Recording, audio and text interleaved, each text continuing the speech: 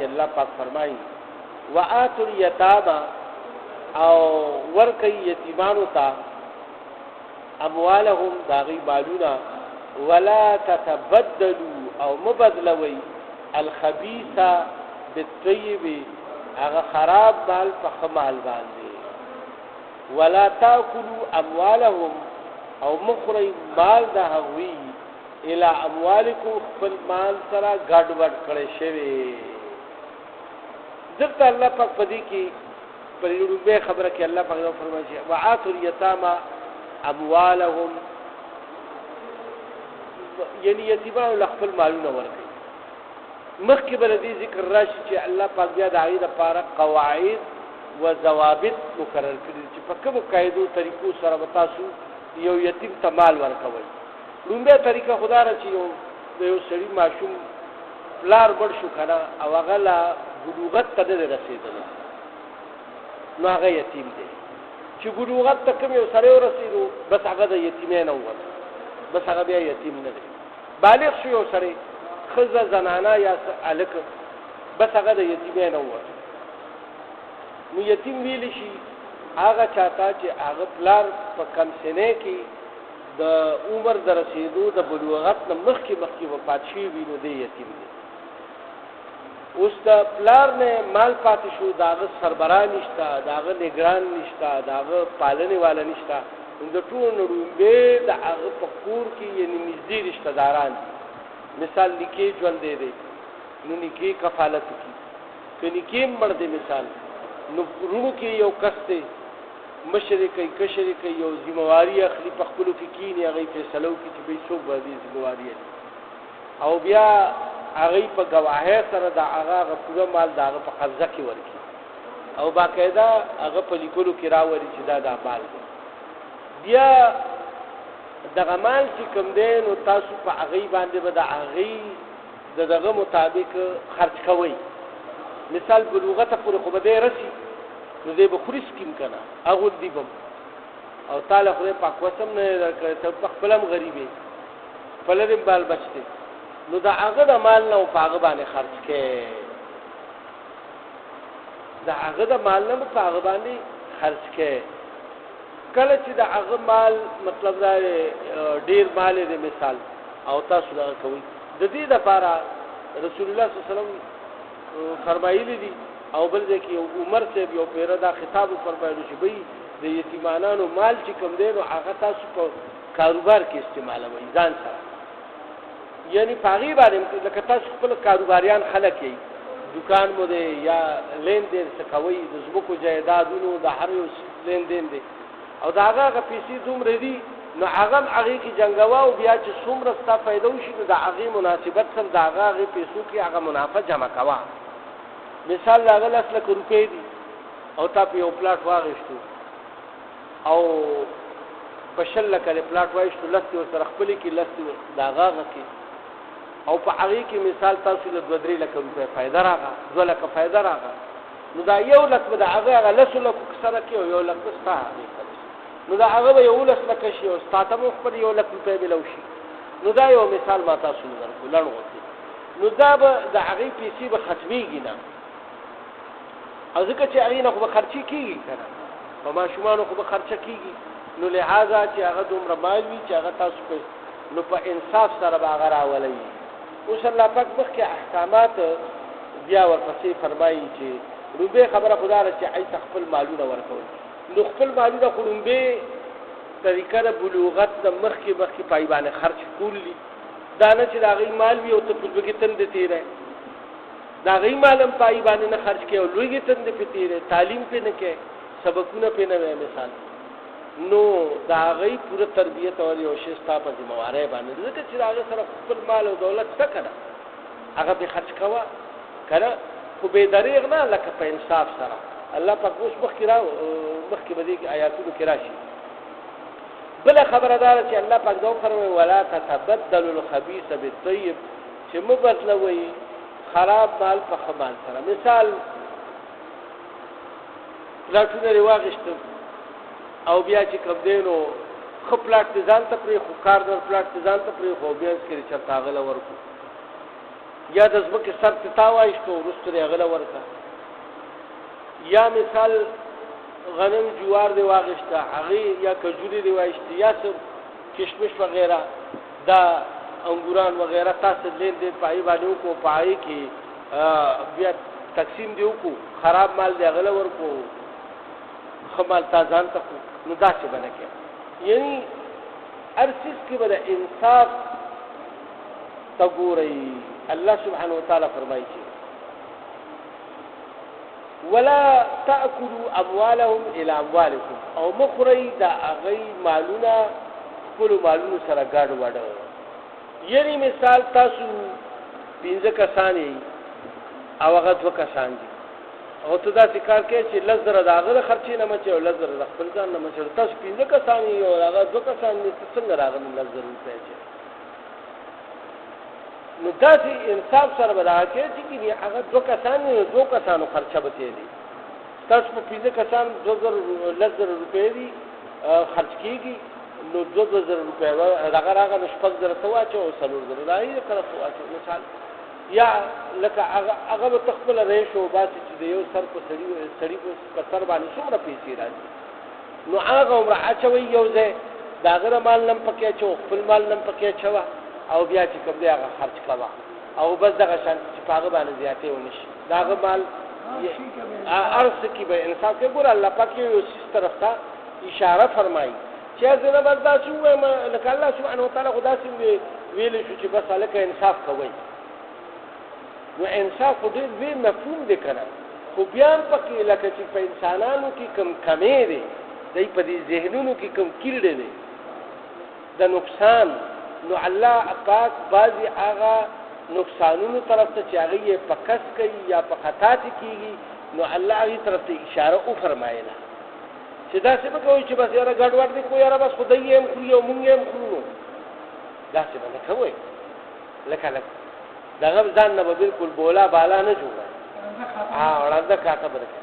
او بیا الله پاک انه کان حوبا کبیره، ځکه چې دا ګډ وډول مال او ړنده کاته جوړول دا چې کوم دی نو انه کان حوبا کبیره، دا بېشکه دا ډېره لویه ګناه ده، ډېره لویه ګناه ده، سخته ګناه ده، داسې مه کوئ. اوس الله پاک دا فرمایل چې وان خفتم، او که چېرې تاسو یېرېږئ الله تقسطو چې تاسو به انصاف ونه کوئ فی الیتامى د یتیمانو په حق کې، فانکحوا ما طاب لکم، نو په نکاح کوي تاسو چې یعنی په نکاح کوي تاسو ما طاب لکم د دې نه علاوه هغه ښځې چې کومې تاسو ته خوښې شي، من النساء د ښځو نه، مثنى 2 وثلاثه او 3 وربع او 4. دلته کې الله پاک یو بلې خبرې طرف ته اشاره وفرمایله. ګوره دا په عربو کې هغه وخت سره چې کوم کارونه نو هغې طرف ته الله اشاره وفرمایله، خو هغه اوس هم په زمانه کې داسې چلېږي. دا د شیطان یو جالونه دي چې په هره زمانه کې انسانانو ته ورسي او دوی ګمراه کوي، ځکه چې شیطان خدا نه غواړي چې خلک د جنت ته لاړ شي. شیطان خدا غواړي چې ما سره ټول دوزخیان شي، نو چې ایمان سره یې راوړي نو بیا هغه په داسې اعمالو کې ورچوي چې پردي حقونه پرې وخورئ او دی ما سره جهنم ته خو لاړ شي د څه زمانې دپاره. هغه ته هم پته ده چې دوی به آخر کې د کلمې د وجې نه خدای پاک راوباسي، خو چې دا جهنم خو جوړ شوی د کفارو دپاره دی، د دې خپل عمل د لاسه به پکې مسلمان دي چې هغه دا کارونه کوي. دلته کې الله پاک اوس فرمایي چې بعضې هغوی به داسې کار کولو چې لکه یتیمانې جینکۍ به پاتې وي، پلارانو نه پاتې شي، دوی به یې خصمانه وکړه، چې خصمانه به یې وکړه لویې به شوي، بس بیا به او هغه به ښکلې وي، یا مطلب دا دی چې مال به یې ډېر زیات و، بعضې به ښکلې نه وي خو مال به یې ډېر و، نو دوی به وایي چې راشه مله دې زوی ته یې په نکاح کړه، زوی ته یې په نکاح کړه خو بغیر د څه مهر نه، یا عارضي او مهر ولکې د مثال عام د دوی په معاشره کې خلک دو سلور تولې کالې یا 15 تولې کالې کیدي او یو 50-50 روپیا مہر کیدي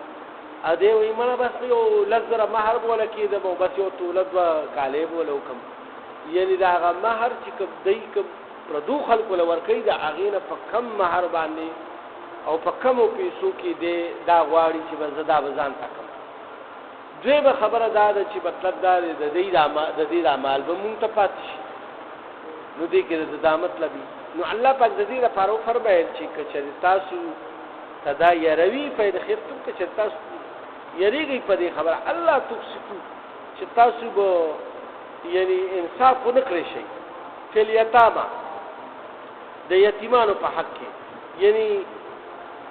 جیرکو په حق کې او غیله پوره مہر نشي ورکول او چې تاسو وايي د دې زړه کې له شیطان دا خبري واچي او داغي په بنا باندې او تاکي تقوی نو ته یې رب ضبط زاړو دې سره د نکاح وکړو زبب نو الله په کوئی چې تاسو بیا بار چرته خوخه نو بس ځان لو کوي واده زویله واده کوي کنه یا په خپل ځان له واده کوي نو واده کوي یو مخخی دو مخخی درې مخخی سلور مخخی سلور پورې په اسلام کې بیق وقت اجازه شته یو مسلمان ته چې هغه سلور خدي ژوندې ساتلی شي سلور خذو رضیات نشي ساتلی سو صحابه یو صحابي دا رسول الله صلی الله علیه وسلم په دربار کې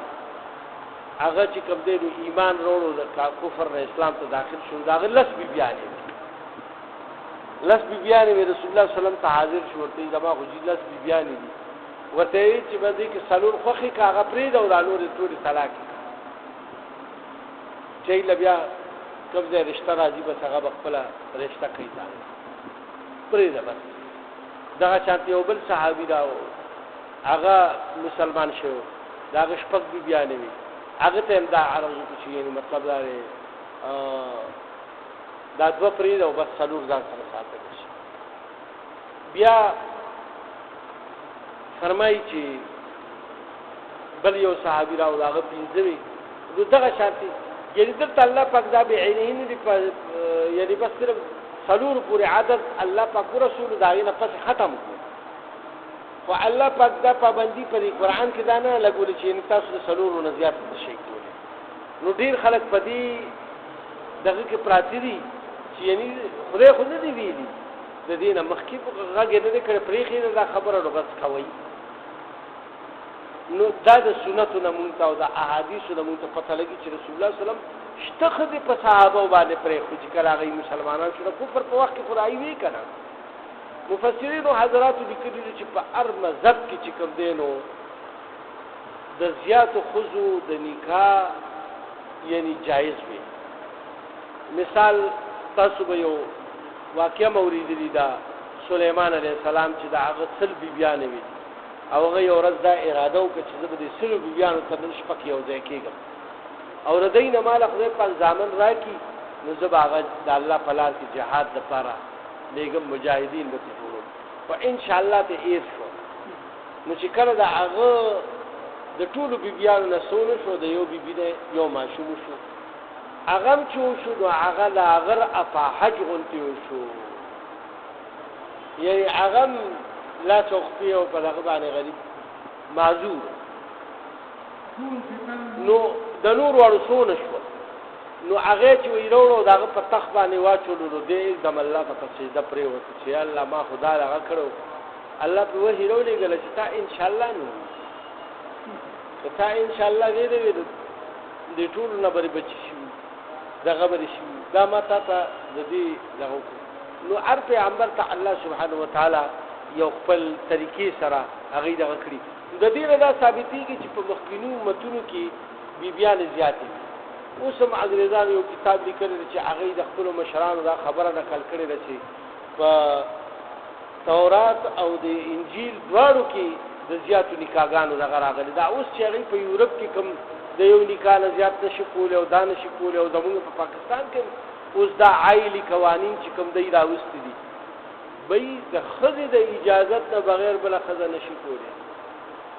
داسې قوانین راغلي نو خزه چا اجازه ورکړي چې ته بل خزه په ما باندې وکړه داسې په څوک هم نه کوي دا عین قوانین مطلب دا چې د خزو قوانین چې کوم دي کنه د خزو په باره کې کوم قوانین د نکاح او د متاع او د طلاق او د دې خبرې خزو سړي طلاق هم ورکول شي داسې دا کفریه خبرې دي چې یعنی مطلب دا دی اسلام سره دا نو دا ټولې په یو وخت کې دا خبرې ټولې په راوستې وي کړه نو دا خبرې وي پای کې ټولې نو زه تاسو ته دا خبره کوم چې دا ټوله خبره پای کې راغلې و چې پای کې دا خبره راغلې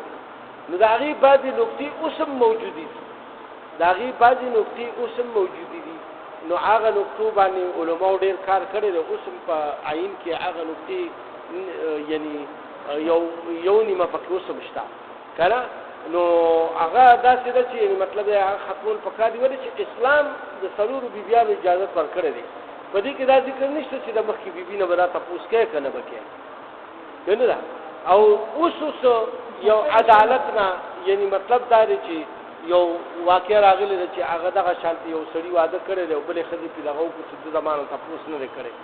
هغه عدالت هغه بیا روغ وغوښتو هغه له ډېره زیاته زورونه ورکړو چې څومره جرمانه او قید یې پې وټېدلو ولې چې هغه او که نه یعنی مطلب دا دی چې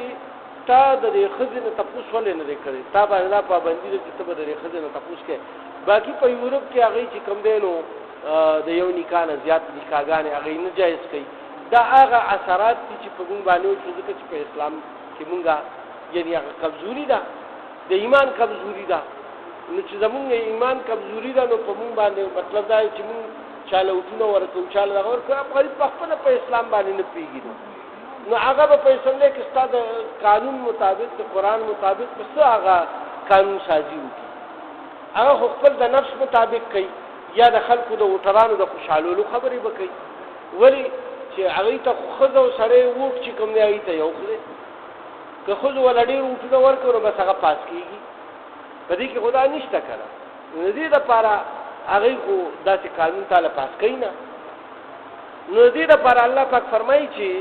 یعنی مطلب دا دی تاسو دغه کوئ نو د علماو دا لیکلي دي چې د کثرت نکاح د منع کولو د وجې ده ځکه چې د سړو تعداد کم دی هر ملک کې تقریبا زیات تر چې تاسو وګورئ د ملک آبادۍ کې به د ښځو تعداد زیات او د سړو تعداد کم نو کثرت ازواج چې ته نه کوې یعنې زیاتې ښځې ته نه شي کولی نو بیا به څه چل کوې بیا خو به دغه زنانه بیا غیر اخلاقی جرایمو طرف ته هغه مرتکب کېږي د زناکارۍ او د بدکارۍ طرف ته بیا هغې ځي نو تاسو چې په یورپ کې د هغې کوم اثرات وینئ نو هغه دا اثرات دي چې اوس هلته کې مطلب دا شی ډېر زیات دی د هغې وجه دا ده چې د کثرت نکاح دغه نشته کنې چې په نکاح کې د یو سړي یو ښځه راغه نو هغه د هغه پابنده شي هغه بیا په خپله منمانۍ باندې خپله زندګي نه شي تېرولی لہذا دا نکاح چې کوم ده نو د هغه په پابندۍ کې راولي او هغه بیا غیر دغه طرف ته نه متوجه کېږي بلکې دغه نو خپل خاوند طرف ته متوجه کېږي او خپل خاوند خوشحاله هم ساتي ولې چې هغه ته پته ده چې خاوند رانه خفه شي نو بیا به مطلب دا چې زما به زنانو نفقې مسله وي او نور به د خواهشاتو د پوره تکمیلي مسله وي نو لهذا الله پاک هم دغه فرمایي چې که وایي چې تاسو څلور دوم نشئ ساتلی دریم نشئ ساتلی څلورم نشئ ساتلی فإن خفتم الله تعدلو او که چېرې تاسو یریږئ په دې وجه باندې یعنې زیاتې نکاحګانې نه کوئ چې تاسو پای کې انصاف ونه کوئ فواحده نو یو ښځه وکړئ د انصاف نه کولو په صورت کې بیا یو ښځه وکړئ رسول الله صلی الله علیه وسلم د بیا د ښځو ډېر حقوق هم بیان کړي یوازې دا نه چې بس څلور نکاحګانې وکړه یا درې وکړه یا دوه وکړه او بس بیا ورو خپله منماني چلوه نو ښځو باندې ظلم نه کوي لکه مثال تا دوه نکاحګانې دي یا څلور نکاحګانې دي نو ټولو له به یو شانتې خرچه ورکړې یو شانتې کورونه به ورکړې یو شانتې چې کوم دی نو هغې ته به ګوري ځکه چې رسول الله صلی الله علیه وسلم په یو حدیث مبارک کې تر دې پورې فرمایلي وي چې څوک په ښځو کې بې انصافي کوي په ورځ د قیامت به د ده دا نیم بدن چې کوم دی دا به اپاحج وي نیم بدن به یې غورځېدلی وي یعنې دا به د کاڼي غوندې به وي شل به دومره سخت جرم دی د بې انصافۍ د ښځو په منځ کې. ځکه الله پاک دلته خاص طور پر فإن خفتم که چېرې تاسو یېرېږئ الله تعدیلو د ښځو په منځ کې اعتدال نشئ کولی، عدل او انصاف نشئ، فواحده بس یو ښځه بیا وکړئ چې دا مصیبت در باندې نه چې یاره دې ښځې ته مې کم وکړه دې ته مې زیات وکړه. البته رسول الله صلی الله علیه وسلم فرمایلي دي چې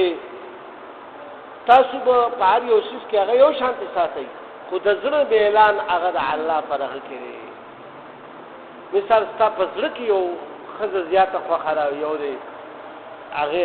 هغه د کمه خوښه ده، هغه بل شی دی، خو په ظاهري افعالو کې او په هغې باندې اثرانداز کېږي نه چې د هغې د وجې نه هغې له انګورانو او سیوانو وربله وړي او هغې له چې کوم دی نو یې سم نه وړي، نه چې وړي نو بیا به دواړو له وړي او چې نوړي نو بیا به دواړو له نوړي. نو په ظاهري افعالو کې نه هغه د زړه بېل یو شی دی. او باقي چې شباسۍ یعنې شپه تېرولو کې به ورسره بې انصافي ده کوي. که هغه ستا ډېره خوښه ده نو یو شپه د هغې سره وکړو، یو شپه به د بلې سره کوي که ستا ناخوښه ده مثال. نو دا په مال دولت کې او په جان کې په دواړو کې به هغې سره انصاف کوي. او بیا الله پاک تر دې پورې فرمایلی چې که چېرې یو آزاده ښځه تاسو نشئ ساتلی او ما ملکت ایمانکم، نو بیا په تاسو کې چې ستاسو کې څوک وینځوي نو بس په هغې باندې راضي او ساري اوسئ. وینځې سره د نکاح ضرورت خو نه وي که نه، خپله وینځه چې ده د وینځې احکام اوس ختم په دنیا کې. په دې دور کې دا اوس چې کوم دور روان دی په دې کې وینځه او غلام نشته، ټول خلک آزاد. اوس که د یو دوه ملکونو په منځ کې جنګ ونښلي که نه او په هغې کې قیدیان راشي نو هغه ته خپل غلامان که هغه د کافرانو ولیني، لکه مطلب یې هندوانو سره د مسلمانانو جنګ وشو او هندوې ښځې پکې راغې نو هغه ته ځان له دغه کولی نه شي. ولې چې اوس هغه قوانین لا اوس ختم، هغه د نن نه یو سده دوه سده مخکې پورې وو او بس چې کله نه اوس دا انټرنیشنل قانون یعنی عالمي قوانین نافذ شوي دي نو هغه په ټولو ملکونو باندې یو شانتي نافذ شوي دي او ټول ملکونه به یې مني. یعنی یو بل کوم داسې نه کېږي چې هغه د عالمي قوانینو نه خلاف ورزي وکړي، کني بیا هغه ټول ملکونه هغې ته یو ځای شي او هغوی په دې مجبوره کوي چې تاسو به دا قوانین منئ. نو لهذا د دې دپاره اوس دې وخت کې نه غلام شته او نه دغه شته. کوم قیدي چې راشي یا به د قیدي په حیثیت سره اوسېږي، کومه ښځه چې راشي یا به د قیدي په حیثیت سره اوسېږي او بیا هغه مل سره چې کومه خبره وشوه د هغې مطابق سره به چې ستا قیدیان یا به تا ته واپس شي او که د هغې قیدیان یا هغوی ته به واپس شي، یا که د هغوی په دغه کې یعنی معاهده کې دا خبره شامله شي چې د دوی په سر کې څه پیسې یا ټکې یا هر څه چې کېږي هغه بیا عالمي خبرې دي، هغه بیا عالمي ملکونه په منځ کې راشي او د هغوی په منځ کې هغه فیصله وکړي. نو دا الله پاک وفرمایل او د دې اوس دا پته نه لګي قیامته پورې بیا داسې حالات راشي چې بیا وینځي غلامان شي، نو دا قوانین خو به تر قیامته پورې چلیږي. لیکن اوس دې وخت کې چې کوم دی نو دغه نشته. لکه زموږ په کورونو کې دا نوکران وغیره کار کوي که نه، وګوره دا وینځي غلامان نه دي چې یعنې مطلب دا چې تاسو وایئ چې یو نوکر دی دا زما غلام دی، یا یو ښځه هغه تاسو له زړوکي یا جامې یا کار کسب کوي که نه نو هغه ستا بس دغه ده وینځه نه نه هغه خو خیر هغه بېل شی دی، خو لیکن هغه سره دا حق نشته هغه چې عدالت ته لاړه شي نو بس بیا هغې کې ونیول شي که نه. نو الان کې په غلام او په دغه باندې به تا باندې چا تصرف ونه کولو، هغه الله او رسول په هغې کې یعنې ای سره د دې حکم فرمایلی چې به دوی ته به د ځان نه کم نه ګورئ. تر دې پورې بیا صحابه مجبور شو چې کومه روټۍ به یې خوړه نو هغوی به یې ځان سره په دسترخوان کېنولو. کني عربو کې چا غلام په دسترخوان ځان سره کېنولو توبه استغفار لکه د سپي غوندې روټۍ به یې وربیشته، یا به چېرته ساړوکي مړوکي پاتې شو هغه به یې ورله ورکړه. نو اسلام دومره غلامانو له وینځو له ترجیح ورکړه چې بیا به هغوی څنګه ځان له جوړه وایسته داسې به هغه له جوړه وایسته، څنګه به چې کوم دی نو ځان له خوراک نو داسې به هغه نه خوراک. نو د دې دپاره اسلام د هغوی په دغه کې ډېر زیات دغه کړی دی چې دا انسانان دي خو ستاسو په تصرف کې خدای درکړي دي نو لہذا دې سره پوره انصاف کوي. او الله پاک فرمایي چې ذالک ادنا او دا په زیاته قریبه دې خبر الله تعالی چې تاسو به انصافي نه کوي. یې د به انصافه نه په دې ذریعہ سره تاسو بچ کیږئ نو تاسو په دې وین زبان دي یا یو غریب زنانه او کوي چې مطلب دا چې راغي مہر وغیرہ کمی لکه نن سبا کې چې خاندان لحاظ سره کم ورته خلک وګوري چې بس هغه په لګو پیسو تاسو سره نکاو کې او تاسو کار مو چلیږي او مطلب دا چې راغو شي. نو لہذا د دې لپاره تاسو د بے انصافۍ نه په داسې طریقه بچ کیږئ. الله پاک دې موږ ټول د عمل توفیق راکړي چې موږ عاملین جوړ شو او موږ چې کوم دی نو د الله پاک په کلام باندې عمل کوونکي جوړ شو. الله پاک دې موږ د عمل توفیق راکړي. یا الله زموږ واړه دې ټول ګناهونه معاف کړي، زموږ د اناس په خپل درګاه قبول او منظور کړي. داسې کارونه راوړل چې تاسو د رضا او د لقا او د قرب سبب شي. یا الله په دې کې زموږ څخه کمې زیاتې شوي نو معافي راته وکړي. یا الله رحم کرم والا معامله ما سره زما مو افلاح او ټول زموږ د مومنان مسلمانانو سره حاضرینو سره او څوک غایبین چې مسلمانان دي ټول سره رحم کرم والا معامله وکړي. څوک بیماران دي شفایاب کړي، څوک قرضداران دي قرضونه اخلاص کړي، د چا د رزق مسلې د حق والا د رزق فراخ سبب ولوکړي. او یا الله رسول د عالم د مسلمانانو څه مصیبتونه او فتنې دغه مصیبتونه او فتنې کې درکې او په آخر کې ودا عظیم شان